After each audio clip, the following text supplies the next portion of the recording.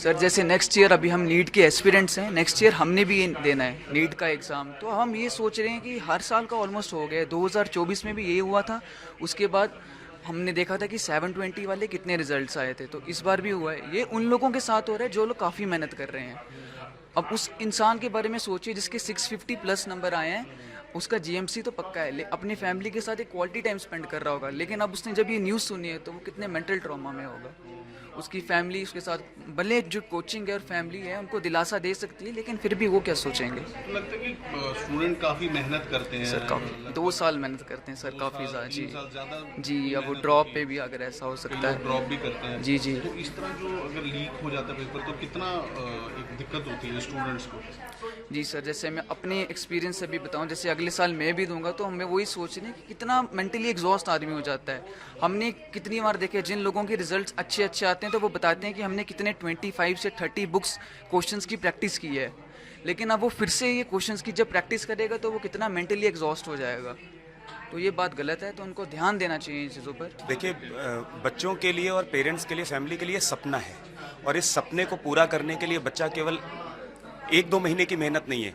कई ऐसे बच्चे हैं जो 6 ऑनवर्ड्स तैयारी कर रहे हैं, 7th ऑनवर्ड्स तैयारी कर रहे हैं, जो बहुत अच्छे नंबर ला रहे हैं, जो पढ़ाई में अच्छे हैं। उनके लिए पेपर दोबारा होना कोई बड़ी परेशानी नहीं है। पर आप सोचिए, एक काम को अगर आप बार बार रिपीट कर रहे हो, अभी प्रधानमंत्री मोदी जी ने भी, तमाम एजेंसियां हैं जो बच्चों की मेंटल हेल्थ के लिए बहुत ज़्यादा बातें करती हैं। आप उन बच्चों का सोचिए जिन्होंने मेहनत करी और आज उन्हें ये बोला जा रहा है कि नहीं, आपको पेपर 1 महीने या 1.5 महीने के बाद दोबारा देना पड़ेगा। तो वो अपने सपने को जीने के लिए तैयार थे कि अब बस 2 महीने के बाद तो हम कॉलेज पहुंचने वाले हैं। पर आज क्या हुआ? और ये कि ये प्रॉब्लम बार बार आ रही है। इस प्रॉब्लम को दूर करने का भी उपाय है। बार बार हम लोग ये मांग करते रहे कि ये पेपर ऑनलाइन होना चाहिए। अगर ये पेपर ऑनलाइन हो जाता है तो ये प्रॉब्लम जड़ से दूर हो जाएगी। ये पेपर लीक होने का मामला कभी रहेगा ही नहीं। सुबह मैंने न्यूज़पेपर पढ़ा, विश्वास मानिए मुझे नहीं पता था कि 12-1 बजे तक ये न्यूज़ आएगी। न्यूज़पेपर में मैंने पढ़ा कि 180 में से 150 क्वेश्चंस आउट है। हमने बच्चों से बात करनी शुरू कर दी। हमने कहा शायद पेपर लीक होगा, और उनको थोड़ी सांत्वना देना शुरू किया कि अगर पेपर दोबारा हो जाता है कोई बात नहीं, परेशानी नहीं। बच्चे कह रहे हैं सर हमने मन्नत मांगी थी, कोई तिरुपति बालाजी बैठा है, कोई वैष्णो देवी गया है, कोई श्रीनगर घूमने गया है, कोई हिमाचल घूमने गया है।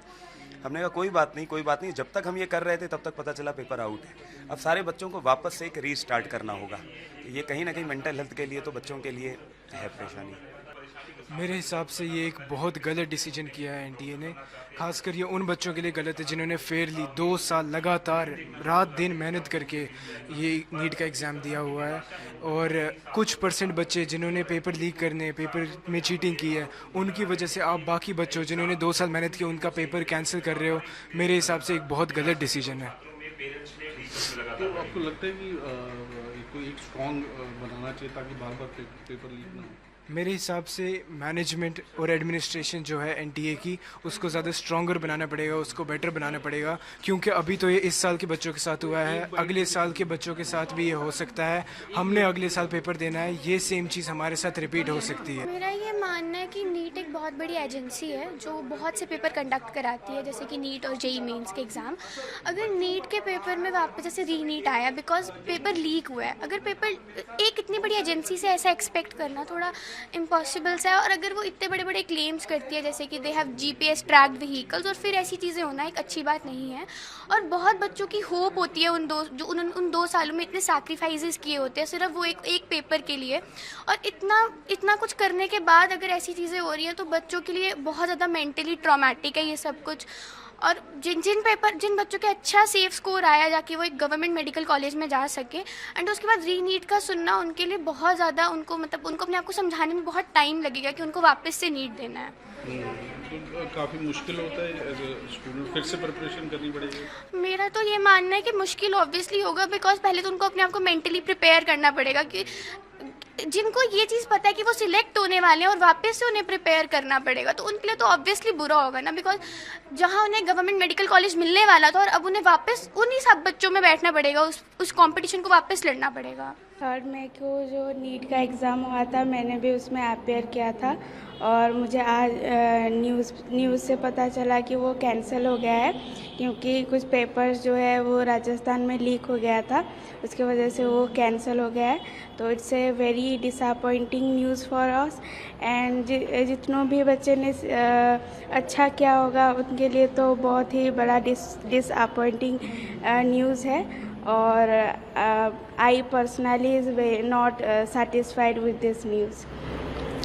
फिर एक बार एग्ज़ाम देना पड़ेगा आपको, फिर क्या डिफिकल्टीज फेस करेंगे? हाँ, फिर से वही सिलेबस को पढ़ना पड़ेगा, फिर से हार्ड वर्क करना पड़ेगा, फिर से वो जो एग्ज़ाम्स हॉल में बैठने का वो प्रेशर लेना पड़ेगा।